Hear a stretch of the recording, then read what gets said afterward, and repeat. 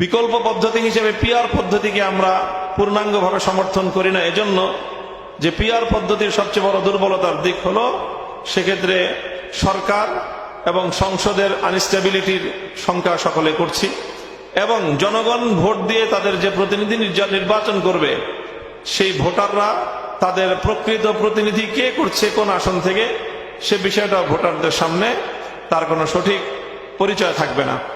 এই সকল দুর্বলতার দিকগুলো থেকে মুক্ত হয়ে আমরা যে মিক্সড মেম্বারশিপের যেই পিআর পদ্ধতির প্রস্তাবনা করছি সেখানে 300 আসনের প্রত্যেক আসনের সরাসরি এলাকার জনগণের ভোটে নির্বাচিত সংসদ সদস্য জাতীয় সংসদে প্রতিনিধিত্ব করবে, আবার সারা দেশের সকল ভোটারদের মিনিমাম রিপ্রেজেন্টেশন জাতীয় সংসদে নিশ্চিত হবে। কাজে আমরা মনে করি যে চলমান এই বিতর্কের অবসান হতে পারে বাংলাদেশ খেলাফত মজলিস উত্থাপিত এই মিক্সড মেম্বারশিপ পিআর পদ্ধতির নির্বাচনী ব্যবস্থার মাধ্যমে। উন্নত বিশ্বের অনেক দেশেই এই মিক্সড মেম্বারশিপ যেই রিপ্রেজেন্টেশন পদ্ধতি সেটা কার্যকর রয়েছে, এবং সেই সকল দেশগুলোতে জনগণের প্রকৃত প্রতিনিধিত্বই জাতীয় সংসদ নিশ্চিত করতে পেরেছে।